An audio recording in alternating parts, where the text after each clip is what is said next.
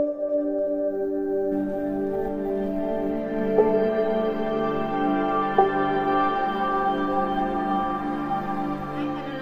वर्षा तुमचं आपल्या यूट्यूब चॅनलमध्ये आणि नवीन एका व्हिडिओमध्ये मनापासून स्वागत करते। तर आज कुठलाही असा व्लॉग नाही आहे। खरं तर मी आज तुमच्यासोबत माझा जो काही जीवन प्रवास आहे, लहानपणापासून तर लग्नाच्या आधीचा जो जीवन प्रवास आहे तो मी तुमच्यासोबत शेअर करणार आहे। तर मी आणि माझ्या 2 बहिणी आणि 1 भाऊ, तर आम्ही तिघी बहिणी आणि 1 भाऊ असे 4 भावंड आणि आई बाबा अशी आमची मिडल क्लास फॅमिली आहे। तसेच माझ्या आई बाबांनी शेतामध्ये खूप कष्ट केले, अगदी लोकांच्या शेतामध्ये काम करून आम्हा भावंडांना शिकवलं, लहानाचं मोठं केलं। तर खरं सांगायचं म्हटलं तर मी अगदी खूप लहान होते, म्हणजे मृदुल एवढीच होते। 6वी ते 7वी पासूनच आम्हाला कुटुंब भागवण्यासाठी गरजा लागतात, म्हणजे ज्या गरजा आहेत त्या आम्हाला तेव्हापासूनच म्हणजे कळायला लागलं। तर आताच्या मुलींना किंवा मुलांना लग्न झाल्यानंतर कुटुंबाची जबाबदारी येते, परंतु तसं नाही। आमच्या वेळेस आम्हाला तेव्हापासूनच कळायला लागलं की अरे कुटुंबामध्ये काय काय लागतं किंवा आई बाबा कसे कष्ट करतात आणि आपण काय केलं पाहिजे। तर आम्ही म्हणजे एकमेकांची पुस्तकं, एकमेकांचे ड्रेस असं वापरलं आणि असं वापरूनच आम्ही शिक्षण केलेलं आहे। आम्हाला नवीन असं दप्तर किंवा नवीन असं काही युनिफॉर्म वगैरे असं काही नाही। एकदा युनिफॉर्म घेतला तर आम्ही 3 ते 4 वर्ष तो वापरायचो आणि जरी तो असं कुठे उसवला किंवा फाटला तर आम्ही तो रिपेअर म्हणजे तो शिवायचा घरी आणि मग तोच आम्ही वापरायचो। अगदीच खूप खराब झाला किंवा शॉर्ट झाला तर आम्ही त्या वर्षी नवीन असा ड्रेस घ्यायचो।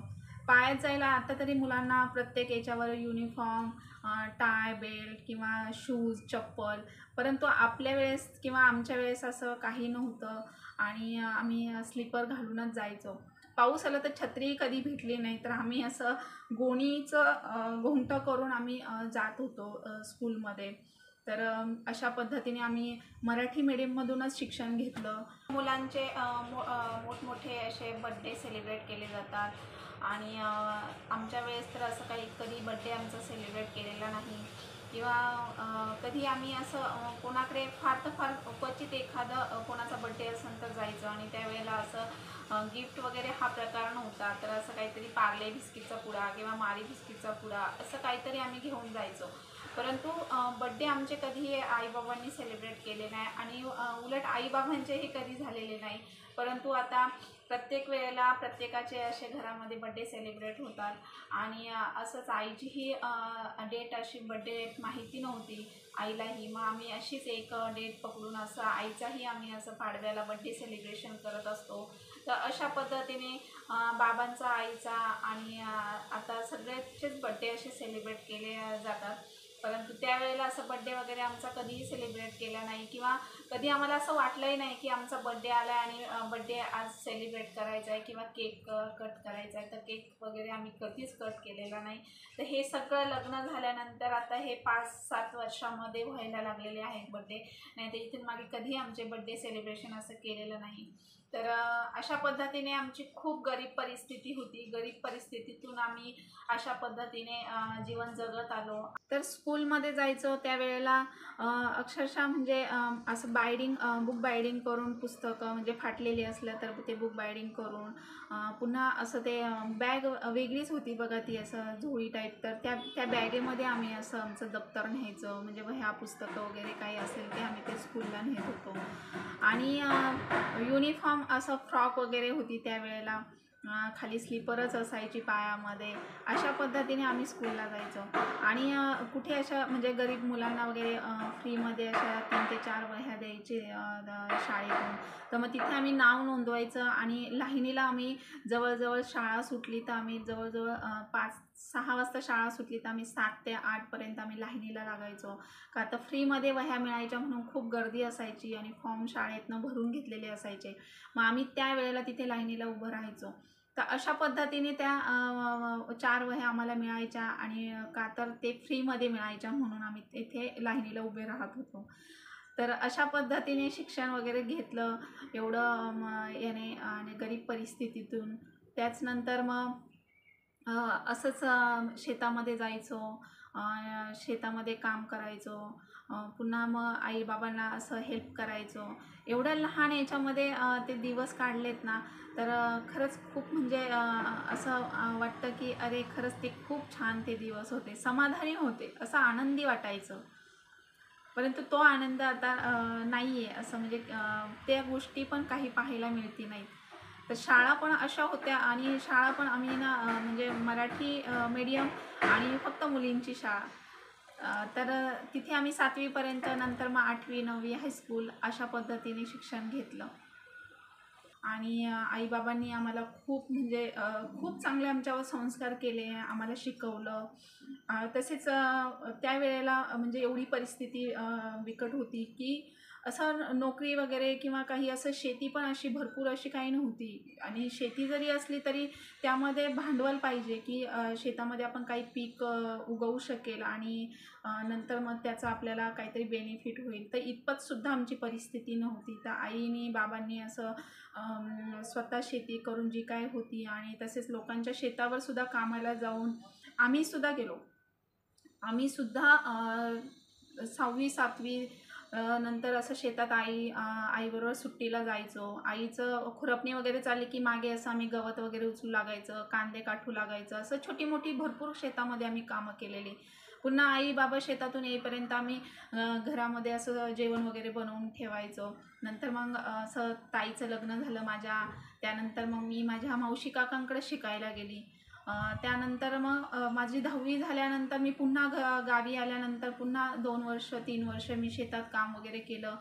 इवन आम्ही असं आठवडे बाजारात बसायचो आणि त्या आठवडे बाजारामध्ये भाजी विकायचो. भाजी विकल्यानंतर जे काही आम्हाला त्यावेळेला 100-200 रुपये काय मिळायचे, त्या दिवसभर उन्हामध्ये त्याला अन्नाचा कणसुद्धा पोटात नसायचा किंवा पाणी घरून न्यायचं आणि मग ते असं उन्हामध्ये आम्ही भाजी विकायला बसायचो आठवडे बाजारामध्ये.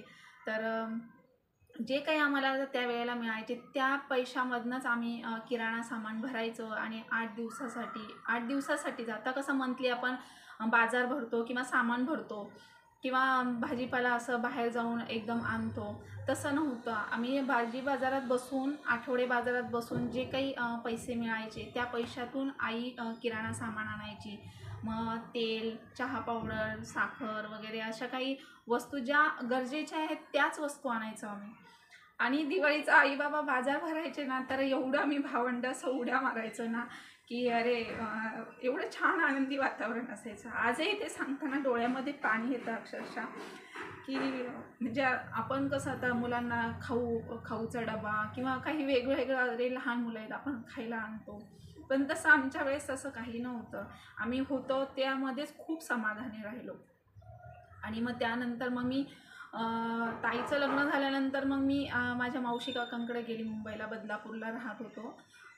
तर मग मी छोटा मोठा जॉब शोधला आणि मग जॉब शोधून मग मी जो काही मधला वेळ असायचा 2 ते 3 तासाची, मला 2 तासाची काही सुट्टी मिळायची जेवायची, तर मी त्या 2 तासाच्या सुट्टीमध्ये मी टेलरिंग क्लासला जाऊन जेवण करायची, टेलरिंग क्लासला जायची आणि पुन्हा मग मी जॉब म्हणजे ऑफिसला जायची. तर असं करून मी तिथे 1 वर्ष वगैरे काढलं आणि त्यानंतर मग मी एक कंपनीमध्ये जॉब शोधला. त्या ज्या मॅडम तिथे त्यांच्याकडे मी टेलरिंगचा क्लास केला. तर त्यांनीच मला बाहेरून ॲडमिशन घेऊन मी माझं लास्ट इयर वगैरे कंप्लीट केलं कॉलेज आणि बदलापूरलाच माझ्या मावशीकडे मी राहिलेली आहे. त्यानंतर मग कंपनीमध्ये मी जॉबला जात होती. तर कंपनीमध्ये पण OT म्हणजे ओव्हरटाईम करून त्यावेळेला मला जे काही मिळायचे त्यातनं मी स्वतःचा माझा ट्रेनचा पास, मुली अशा हौस-मौज करण्यासाठी कंपनीत येत होत्या. म्हणजे स्वतःचं शॉपिंग स्वतःसाठी त्या जॉब करायच्या. परंतु माझं असं नव्हतं. मी जॉब करत होती. जे काही ओव्हरटाईम करून मला मिळायचे त्यामध्ये मी माझा स्वतःचा खर्च म्हणजे काय की फक्त ट्रेनचा पास वगैरे आणि फार तर फार असे नवीन 3-4 किंवा 5 ते 6 असे ड्रेस असायचे. मी तेच अल्टरनेट घालायची आणि मग मी आईला थोडेफार पैसे पाठवायची, काही थोडे सेविंग करून असं मी जॉब केला. त्यानंतर मग लग्न माझं ठरलं आणि मग मी गावी आले. तर गावी आल्यानंतर मग नंतर माझं लग्न जमल्यानंतर मग मी कंपनीचा जॉब सोडला. परंतु एवढे ते लहानपणीचे दिवस होते, ते एवढे आठवणीदायक होते, पण ते खूप छान होते. म्हणजे असं आता एवढी समाधानी आपण नाही आहेत, एवढं त्यावेळेला आपण समाधानी होतो. तर खूप अक्षरशः म्हणजे एवढ्या याच्यातून आईबाबांनी शिकवलं आणि लग्नही आमची केली. तर खरंच म्हणजे आजही आम्ही विसरलेलो नाही आहे आणि आम्हा भावंडांचं खरंच खूप चांगलं झालं त्यांच्या आशीर्वादाने. बस एवढंच पाहिजे. तर मग छोट्या बहिणीचं हे शिक्षण, मग भावाचं शिक्षण, असं करून आईने मग त्यांचे शिक्षण कंप्लीट केले. तसेच काही ना काही आपण म्हणतोच ना की कुटुंबामध्ये लागत असतं. तर दिवाळी आली तर आईबाबांनी असं बाजार भरला की एवढा आनंदाने आम्ही असं उड्या मारायचो की अरे, त्यावेळेला तो मोती साबण असायचा बघा, मोती साबण, पुन्हा असं काही छोट्या मोठ्या वस्तू आणल्या की आम्ही तरी खुश व्हायचो. आणि दिवाळी म्हणजे आली ना की एवढं छान घरामध्ये आनंदी भरभरून वातावरण. त्यावेळेला एवढं म्हणजे परिस्थिती एवढी नसताना सुद्धा म्हणजे 4-4, 5-5 किलोचे असे मोठे मोठे डबे भरून असं दिवाळीचं फराळ बनवायचं. म्हणजे एवढे समाधानी होतं, एवढं त्यावेळेला एवढं म्हणजे त्या गरिबीमध्ये जे दिवस काढलेत ना, ते खरंच खूप आनंददायक होते. ते लहानपण पुन्हा आता म्हणजे ते दिवसच अनुभवायला आता मिळणार नाही किंवा आताच्या मुलंसुद्धा असे दिवस काढणार नाहीत.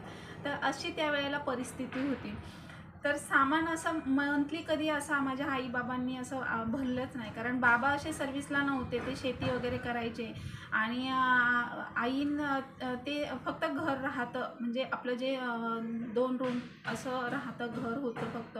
आणि शेती जी काही थोडीफार होती त्या शेतामध्ये काम करून नंतर मग दुसऱ्यांची लोकांची शेती मग अशी त्यांनी वर्षाकाठची म्हणजे वर्षाने जो काही मक्ता देतात आणि आपण त्यांची शेती करायची. तर अशा पद्धतीने त्यांनी दुसऱ्यांची शेती करायला घेतली आणि मग त्यानंतर थोडी परिस्थिती म्हणजे थोडंसं कसं जे काही पीक केलं की मग त्यामध्ये थोडंसं बेनिफिट वगैरे व्हायला लागलं. मग नंतर थोडी परिस्थिती सुधारली, मग घराचं वगैरे थोडंसं काम सुधरवलं. एवढी बिकट परिस्थिती होती की घरामध्ये असं फरशी वगैरे नव्हती, असं जमीन होती, सारवायला वगैरे लागायचं. तर आम्ही असं शेण बघायला जायचं, असं शनिवार रविवारची सुट्टी असली की आम्ही असं घमेलं घेऊन जायचं, शेण आणायचं, ते शेणाने छान जमीन वगैरे सारवायचं वगैरे. चूल वगैरे चूल होती म्हणजे लहानपणी मी त्यावेळेला लहान होती. नंतर मग आईबाबांनी गॅस वगैरे असं एक एक वस्तू असं घेऊन नंतर मग असं थोडंसं डेव्हलप वगैरे असं नंतर सुधारणा झाली. तर अशा पद्धतीने अशी परिस्थिती होती आणि अशा पद्धतीने आम्ही दिवस अनुभवले किंवा असे मी कष्ट केले. तर बाजारामध्ये वगैरे बसायची, नंतर मग शेतामध्ये दुसऱ्यांच्या इथे पण कामाला जायची. त्यावेळेला खूप असं पैसे कमी मिळायचे, परंतु पण जे काही मिळायचे ते असं एवढं म्हणजे खुश व्हायचं. आणि तो म्हणतो ना आपण कष्टाचा घामाचा जो पैसा असतो तो खरंच आपल्या म्हणजे मेहनतीचा जो पैसा असतो तो खरंच म्हणजे तो आनंद हा वेगळाच असतो. तर अशा पद्धतीने आम्ही भावंडांनी आईबाबांना मदत केली. आता आपल्याकडे काजू बदाम खायला मुलांना आहे तरी मुलं खात नाहीत. तर त्यावेळेला आम्हाला असं काजू बदाम वगैरे काही नव्हतं.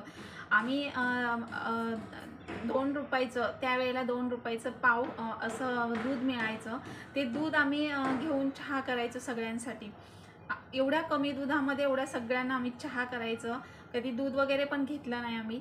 तो चहा करायचा. त्या चहामध्ये आम्ही जे काही खारी वगैरे असं पाव किलो वगैरे घेतली तर आम्ही सगळी भावंडं एवढ्या आनंदाने खात होतो ना. तर म्हणजे ते समाधान असं खूप असं वेगळंच असायचं. तर अशा पद्धतीने होतं बघा ते. आणि काही एखादी म्हणजे जी खायची काही वस्तू आणली तर ती अशी सगळेजण आम्ही शेअर करायचं. म्हणजे ते भले ते चॉकलेट असू द्या किंवा काही खायचा खाऊ आणू द्या आईने. तर आम्ही रविवारचं जे बाजारात बसायचं बघा, आठवडे बाजार होता आणि रविवारचा असायचा. तर आम्ही सकाळी उठायचो आणि जे काही पटपट आवरायचो, कपडे वगैरे आंघोळ वगैरे करून पटकन धुवायचो आणि मग आई आणि मी आणि बाबा आम्ही असं लवकर माल भरायला रविवारच्या बाजारामध्ये जायचं.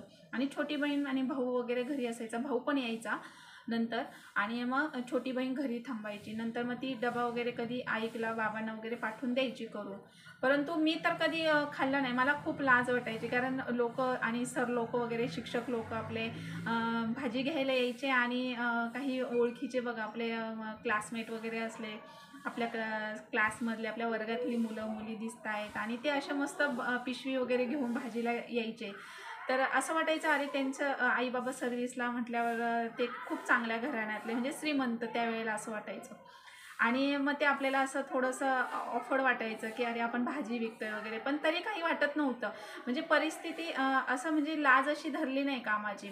आणि मी तर 6वी-7वीपासूनच आठवडे बाजारात रविवारच्या असं आई बाबांबरोबर बसलेली आहे. भाजी वगैरे विकायचं, फ्रूट विकायचं, ॲपल वगैरे अशा पद्धतीने भाजी विकत दिवसभर बसायची आणि असं फक्त पाणी प्यायची, काही नव्हतं. संध्याकाळी घरी आलं की एवढं डोकं सनसन दुखायचं आणि नंतर मग लवकर जेवण करून झोपायची.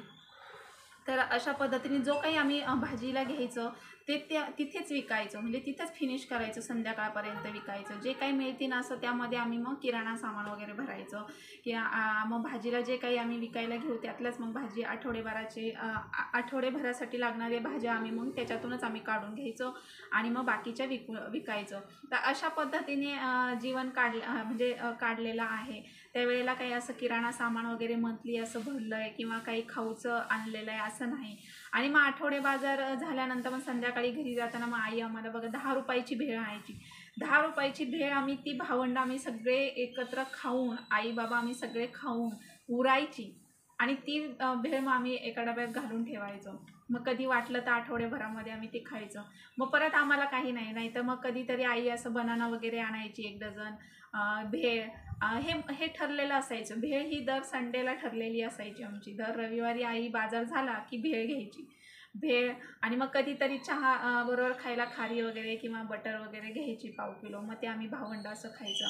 याच्या व्यतिरिक्त काही असं खायला आम्हाला भेटलेलं नाही आहे. तर अशा पद्धतीने मी दिवस काढलेले आहेत.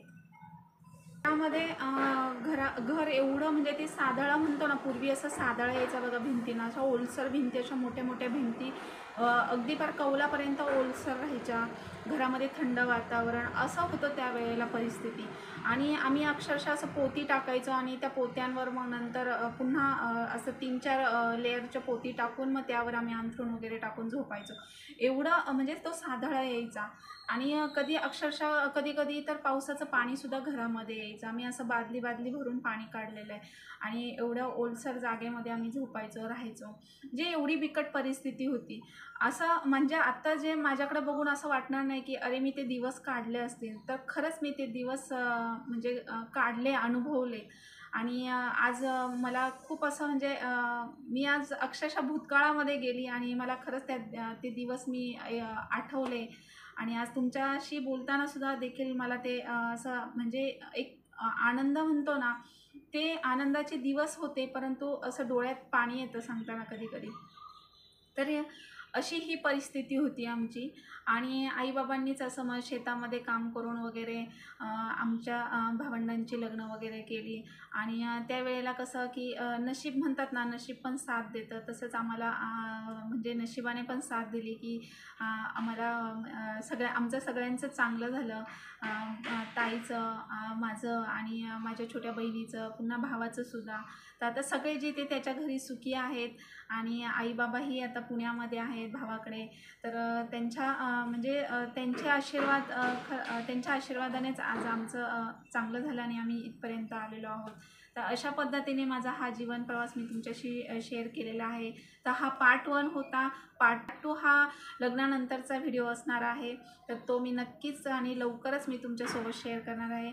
तर मी माझा व्हिडिओ आता इथेच एंड करते. आय होप आवडला असेल तर लाईक करा, सबस्क्राईब करा आणि जास्तीत जास्त शेअर करा. तर भेटूया आपण नेक्स्ट व्लॉगमध्ये. तोपर्यंत मस्त खा, मस्त राहा. Bye bye. काळजी घ्या.